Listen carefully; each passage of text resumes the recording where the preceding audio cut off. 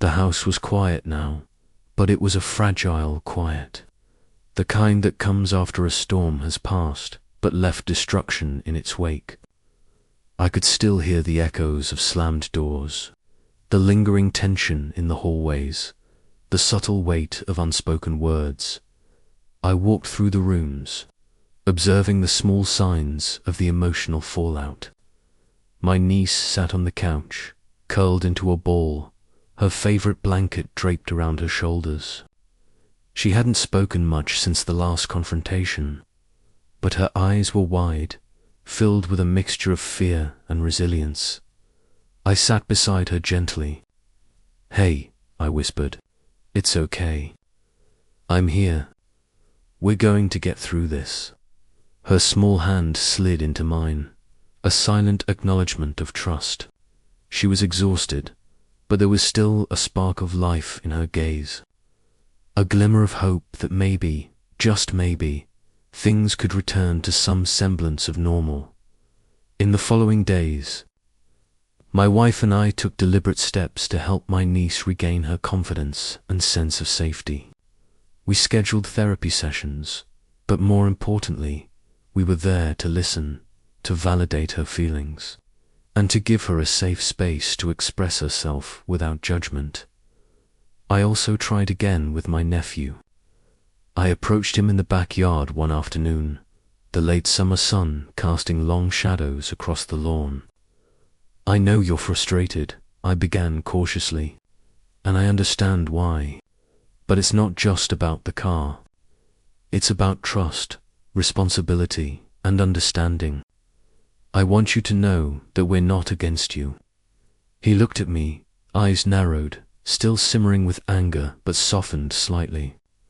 I wanted this summer to be mine. I thought it was finally my turn." "I know," I said, "and it will be.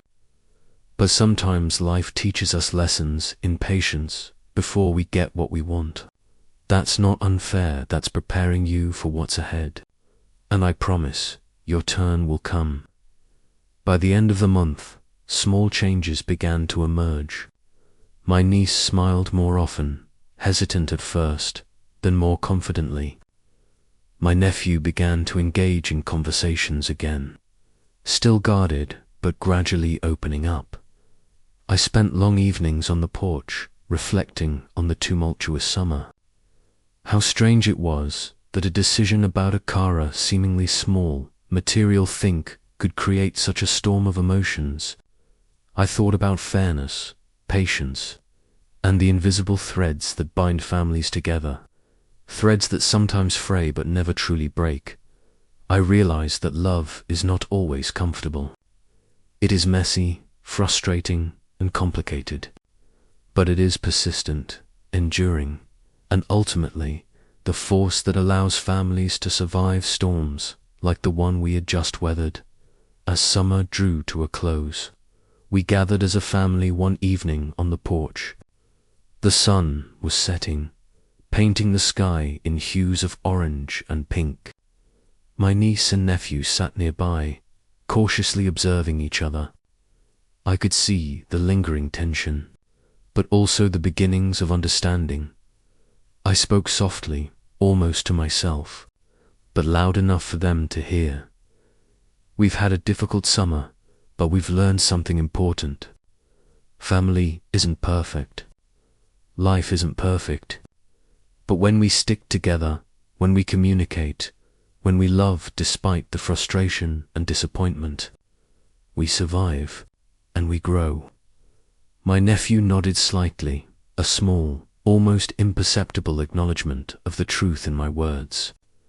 My niece leaned against my shoulder, a quiet sign of trust and connection. I took a deep breath, feeling the weight of the summer lift just a little. The road ahead would still have challenges, still have conflicts, still have moments of doubt. But we had navigated this storm together, and for that, I felt a quiet sense of hope.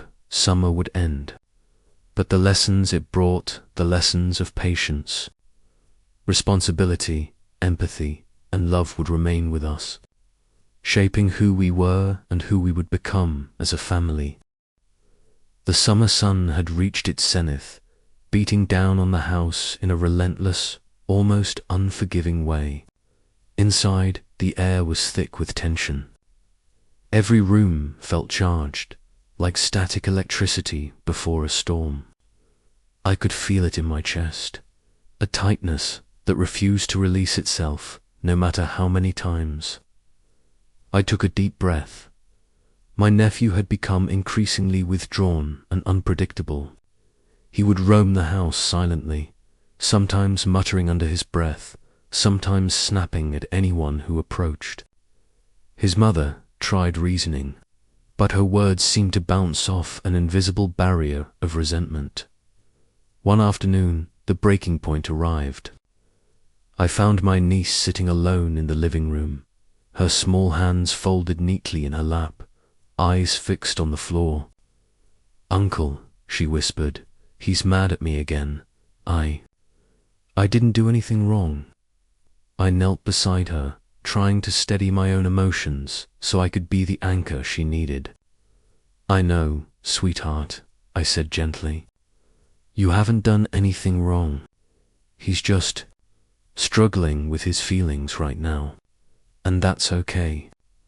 We'll get through it." But the truth was, we weren't just struggling, we were teetering on the edge. I could sense the storm about to erupt.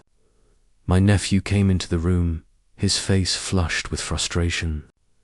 "Why does she get to make decisions for me?" he shouted. "Why does everyone always side with her?" His words hit the room like a physical blow. The calm I had tried to maintain shattered instantly. I could see my sister-in-law's lips press into a thin line, her eyes sharp with accusation, while his mother's hands trembled slightly as she tried to intervene. I stood slowly, meeting his gaze. "It's not about siding with anyone," I said firmly, my voice steady despite the tension. "It's about what's safe, fair, and responsible. I've tried to explain this to you every step of the way." His jaw tightened. "Fair? You call this fair? She's ruining my summer." The house became a battlefield of emotions. Doors slammed, voices rose, and every corner seemed to hold its own tension. My niece retreated to her room, her small frame hunched over in fear and guilt. I could hear her quiet sobs echoing down the hallway, a reminder of the collateral damage that often accompanies family conflict. I tried to mediate, to calm both sides, but it felt like pouring water into a cup with a hole in the bottom. No matter how much I explained, how much I reassured, the anger and frustration persisted. Every interaction with my nephew became a delicate dance, requiring careful word choice and measured tone. His mother attempted to reason with him privately.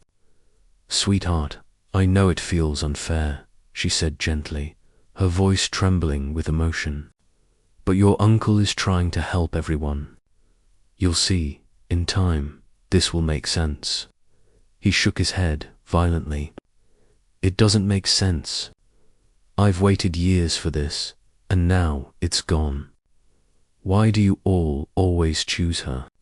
The accusations stung, and I felt my own resolve tested. I knew he wasn't entirely wrong to feel disappointed, but the intensity of his emotions threatened to spiral out of control. And in the middle of it all was my niece, whose well-being had become my primary concern. I realized that more direct intervention was necessary. I called my niece and nephew together in the living room, sitting them down to try one more time to address the tension calmly. I knew I needed to maintain authority, but also show empathy. "Look," I began, my voice soft but firm, "I know this is hard. You're both frustrated. You're both upset. But we can't let these feelings destroy our relationships. We are family, and that means we have to find a way to navigate this together." My niece nodded quietly, her hands trembling slightly. My nephew, still tense, refused to meet my eyes. "I don't care," he muttered.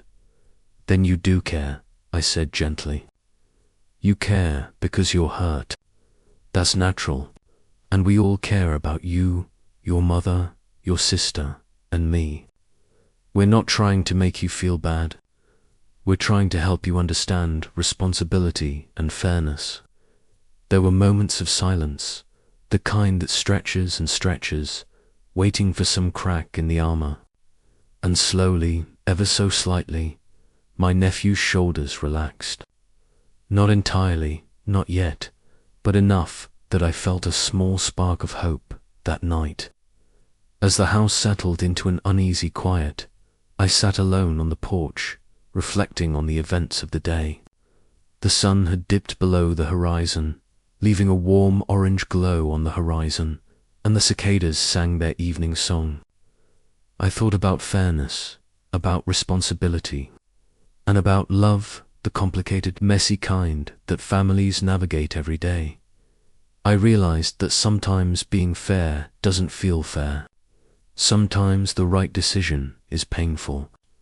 Sometimes love requires patience, endurance, and the willingness to stand firm even when it's misunderstood. I looked over at the house, where both children were now silent, hopefully resting, and I promised myself I would continue to guide them through this storm. I would help my niece recover her confidence and joy, help my nephew understand the value of patience, and maintain the balance of our family's fragile peace.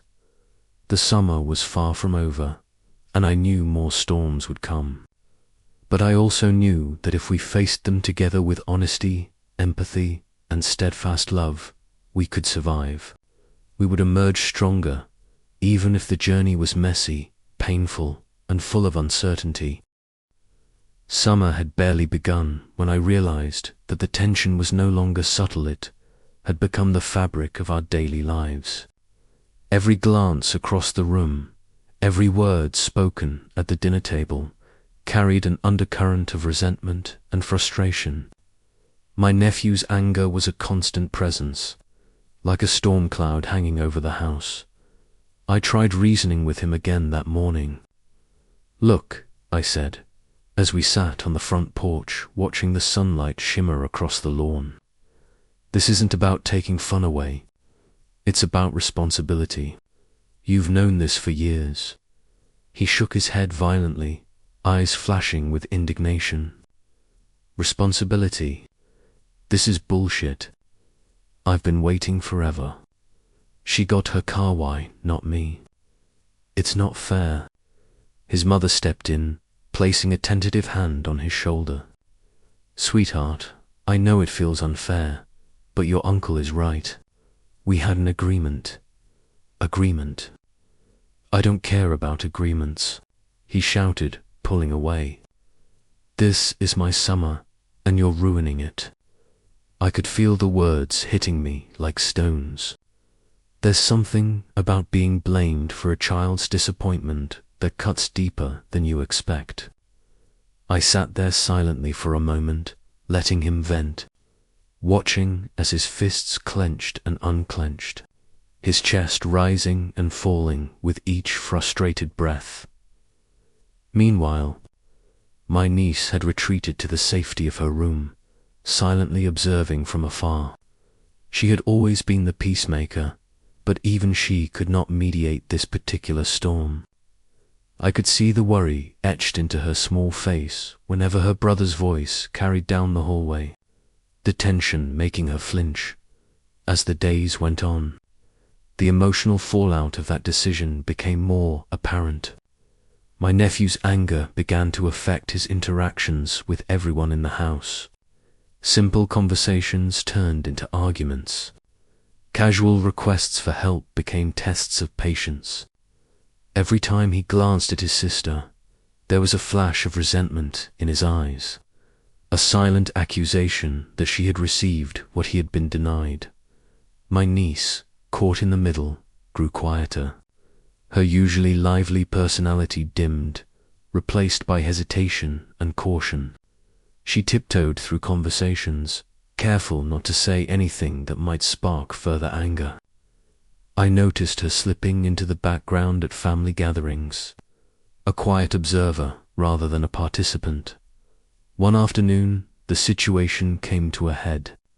My niece refused to give my nephew the keys to the car he had been eagerly anticipating. The confrontation was immediate. "Why won't you let me drive?" he demanded, voice sharp. "It's my turn." I can't," she stammered, shaking her head. "Uncle said no. You'll have to wait." The reaction was instantaneous and explosive.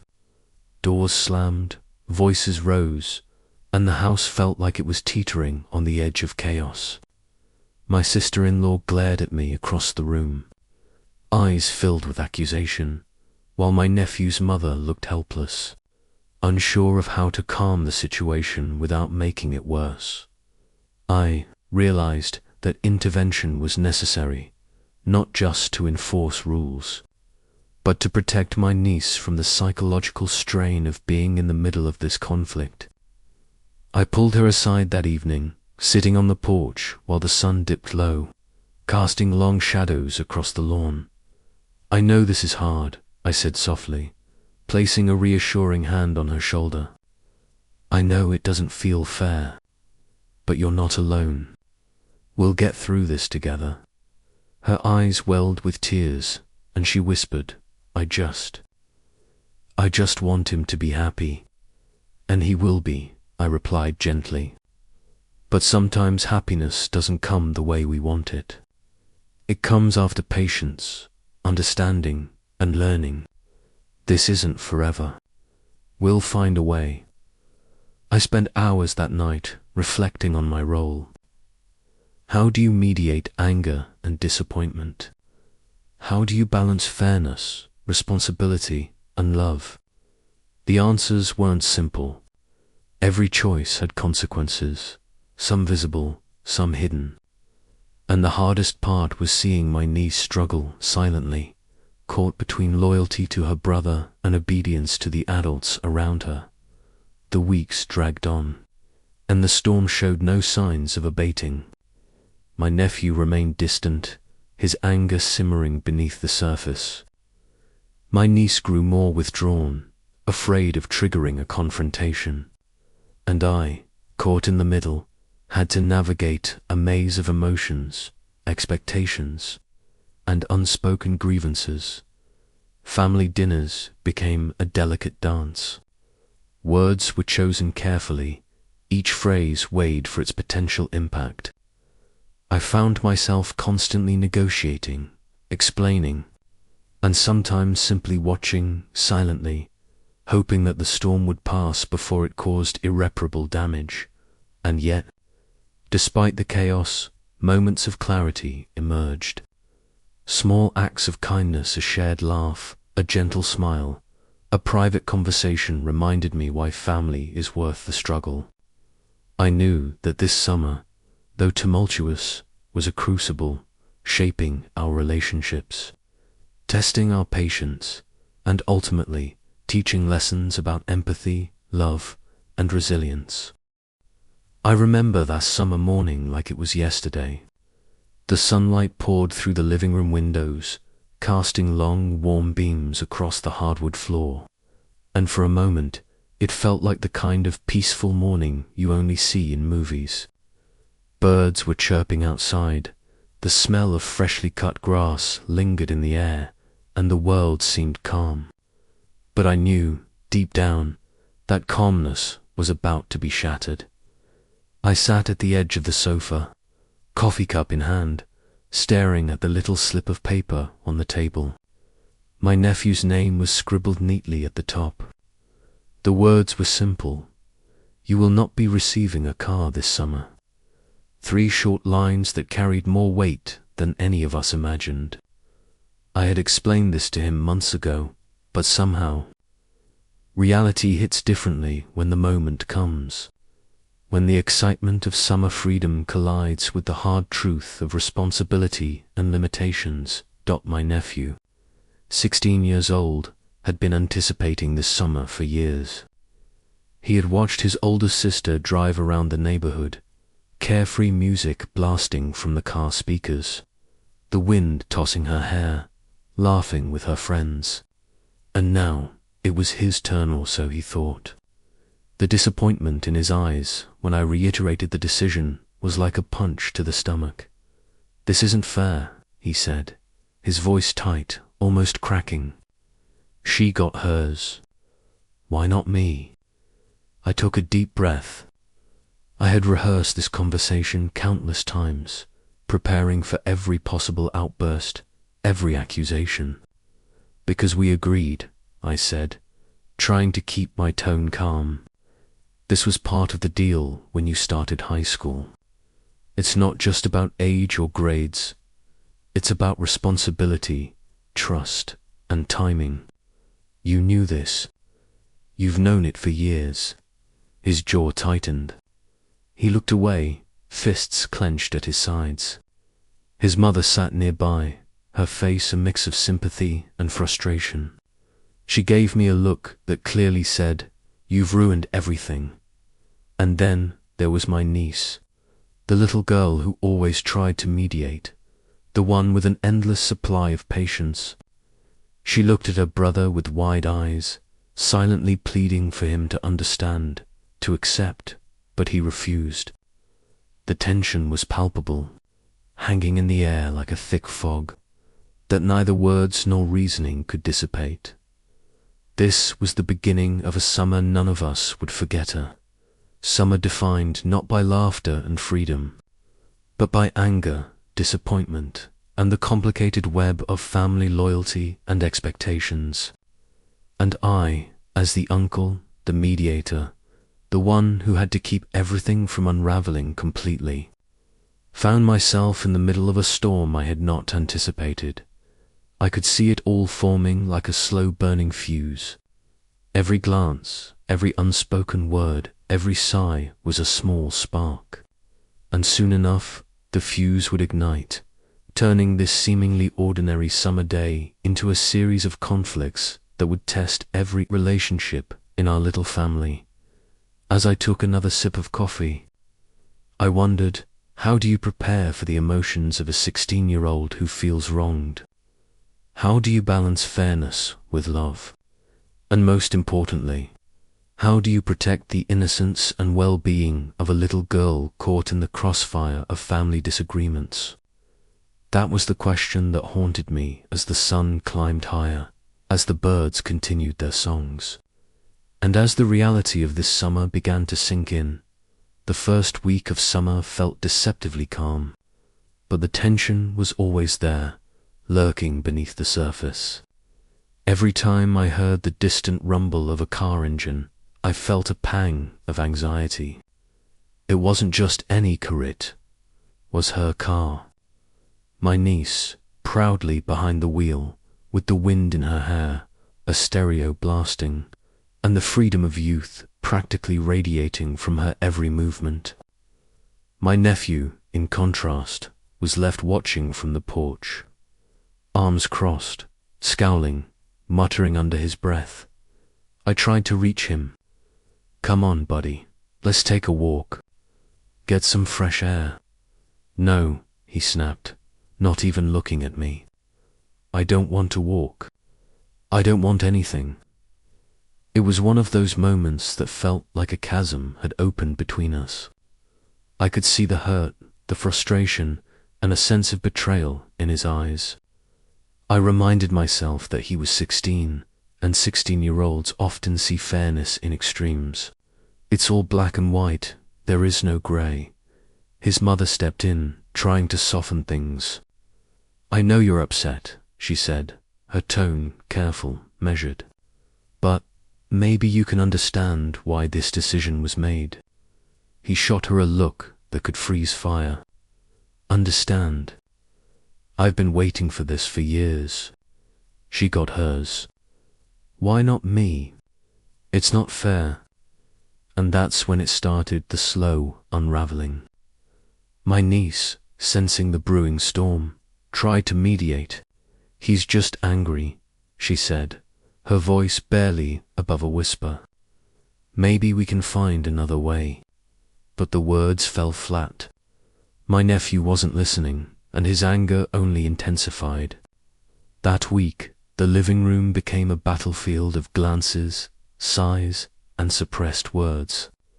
I found myself in countless mini-conversations, trying to explain responsibility, timing, fairness, all concepts that somehow seemed to abstract when compared to the tangible thrill of driving a car by the second week. The tension had begun to affect everyone. Dinner conversations turned awkward. My niece became quieter, hesitant to speak, afraid of provoking her brother. I could see the anxiety in her movements, fidgeting with utensils, eyes darting from one adult to another, as if seeking guidance, seeking safety.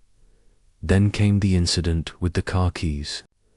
My niece refused to give her brother access to the car, and suddenly the quiet tension erupted into chaos. "Why won't you let me drive?" he yelled. "It's my turn." She shook her head, almost trembling. I can't. Uncle said no. You'll have to wait." And just like that, the fragile peace shattered. My nephew stormed off, slamming doors. His mother sighed heavily, while my sister-in-law glared, clearly blaming me for the conflict. I felt the weight of every accusation. "You're ruining his summer," they seemed to say with their eyes. With their words, I tried to intercede, calmly, carefully. "I'm not forcing anyone. I'm just asking everyone to follow the agreement we made. This isn't about taking fun away, it's about timing, responsibility, and fairness. You knew this, remember?" But the words barely landed. The emotional crossfire was relentless. Every interaction seemed to fuel more resentment. I could feel my own patience fraying, the weight of family expectations pressing down on me, and all the while, my niece bore the brunt of it silently, the guilt and fear in her eyes tearing at my heart. By the third week, the situation reached a tipping point. My niece had been avoiding her brother, keeping to her room more than usual. The line of communication between her and my nephew, and even between her and her mother, began to break. It was clear she was suffering silently. I knew I had to step in, not just as an uncle enforcing rules, but as a protector, a guide. "Hey," I said one afternoon, sitting next to her on the porch, "I know this is hard. I know it doesn't feel fair. But you're not alone. We'll get through this together." Her eyes brimmed with tears. I just want him to be happy," she whispered. "And he will be," I said softly. "But sometimes happiness comes later. Sometimes it comes after patience, after learning, after understanding. This isn't forever." Meanwhile, my nephew's anger had not subsided. He remained distant, cold, refusing to engage.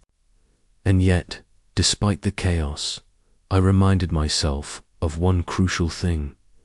He was still my nephew. My niece was still my priority, and the summer, though shaken, could still be salvaged. I spent hours reflecting, alone in the living room, coffee cooling beside me, sunlight stretching across the floor. How do you balance fairness, responsibility, and love?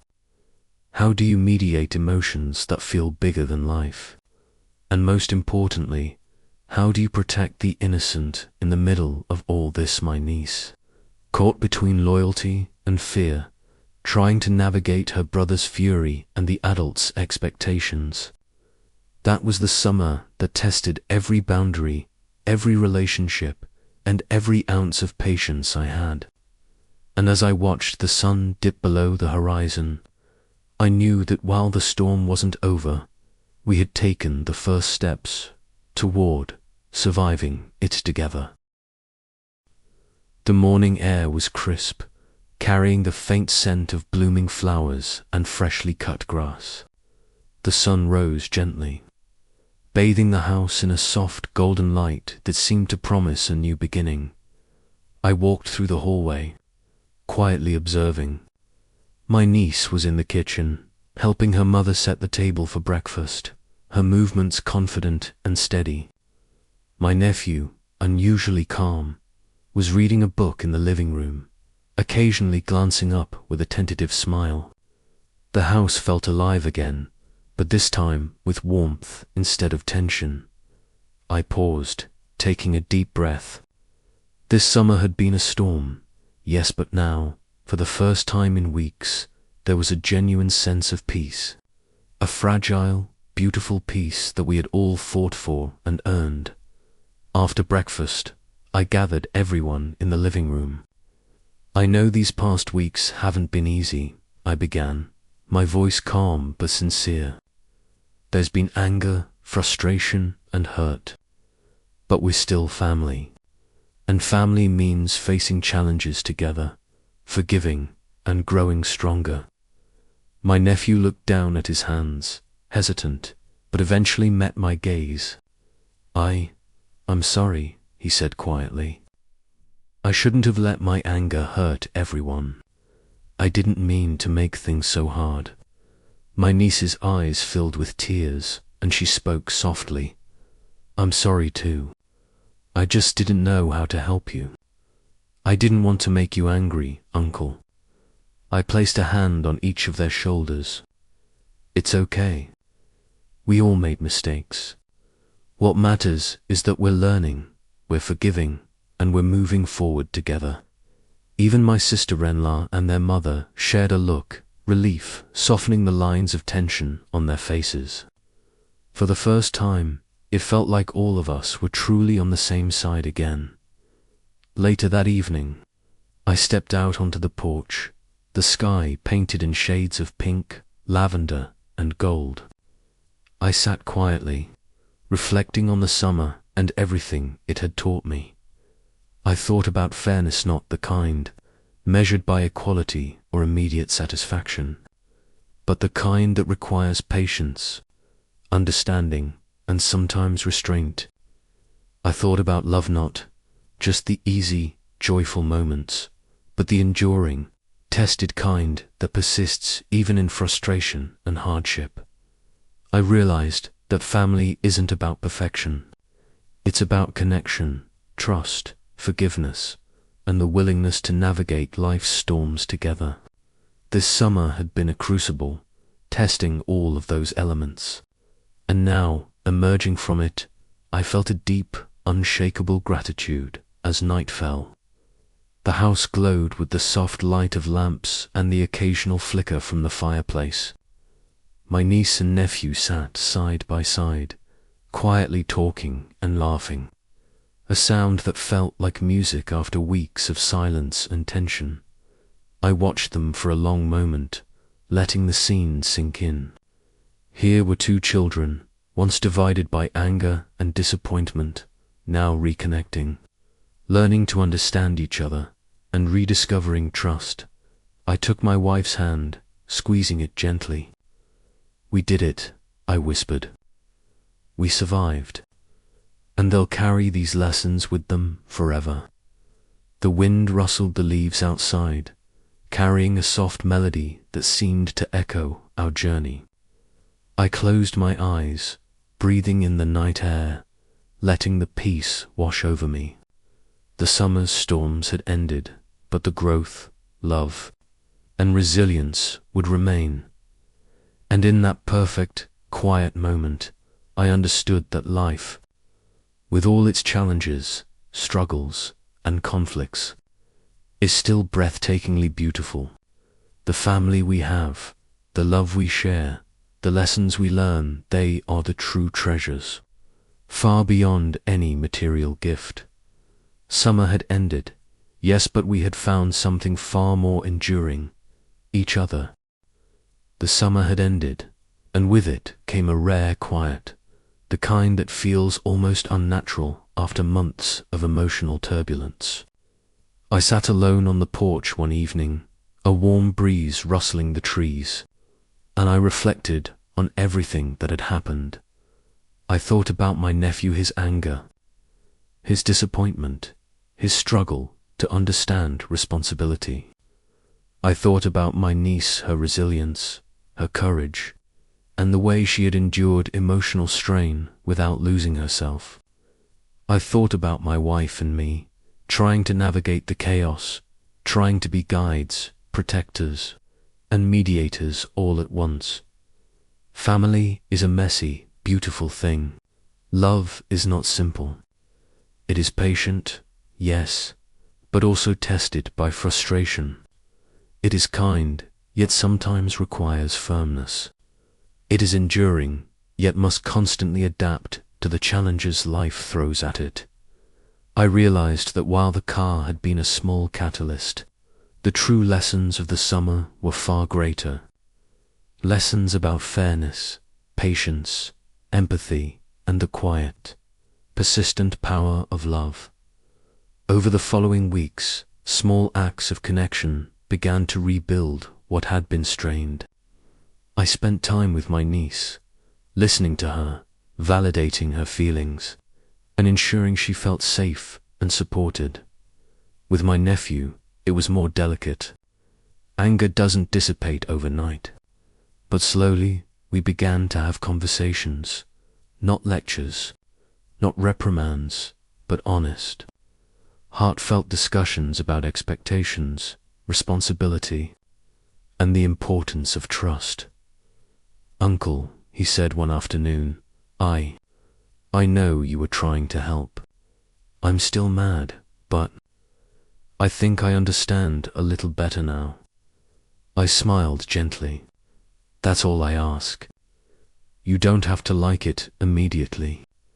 You just have to try to see why we made the choices we did. And I promise your turn will come." By midsummer's end, our home had regained a sense of balance. Those scars remained small, invisible marks that would remind us of the challenges we had faced.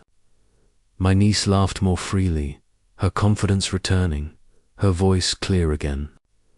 My nephew engaged with the family more openly, still cautious, but gradually letting go of some of the anger. We all had grown. The conflicts had tested our patience, our empathy, and our understanding of fairness. But we emerged stronger, more aware of one another, and more committed to the bonds that tie a family together. I realized that love, when tested, becomes more resilient. It requires effort, reflection, and sometimes sacrifice. But its rewards connection, understanding, and mutual respect are worth every challenge. On the last evening of summer, we gathered outside, watching the sun dip below the horizon. The sky was painted with hues of gold, orange, and violet, a perfect mirror of the journey we had just experienced. My niece and nephew sat nearby, cautious but present, and I felt a quiet sense of hope. I spoke softly, more to myself than anyone else, but loud enough for them to hear. We've been through a lot this summer. We've faced frustration, anger, and disappointment. But we've also learned about patience, responsibility, and the enduring power of love. Family isn't always easy, but it's worth it. We stick together, we listen, we forgive, and we grow. That is what truly matters. My nephew nodded slightly, a small gesture of understanding. My niece leaned gently against my shoulder, a silent affirmation of trust as I watched the sunset. I understood that the lessons of this summer would linger far beyond the warm days and starry nights. They would shape who we were, how we treated one another, and the way we approached every challenge life presented. Summer had ended, but the growth, the resilience, and the bonds forged in fire would remain forever.